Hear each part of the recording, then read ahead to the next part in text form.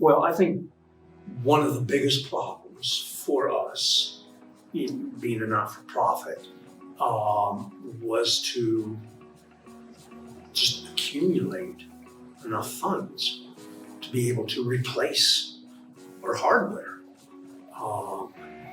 And JMARK has been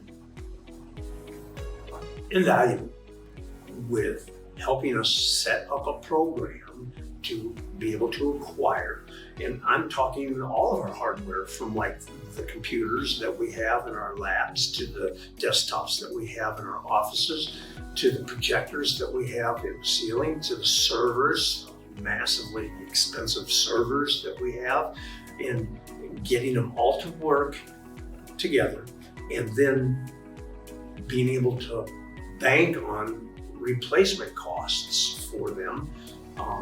We just replaced 50 computers, and I don't know if I'm supposed to say this, but we had a choice. Buy one new, or we could buy a refurbished one. And the only difference was warranty. Till JMARK went to work with Hewlett Packard, and that new computer that has a 3-year warranty, JMARK worked out with Hewlett Packard a 3-year warranty on the refurbished ones, so they're exactly the same. Who wouldn't buy that for half the price? That's all on you. That's all on JMARK.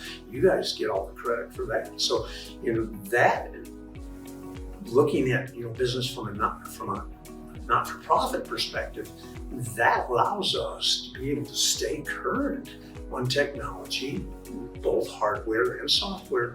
And who benefits? The students benefit.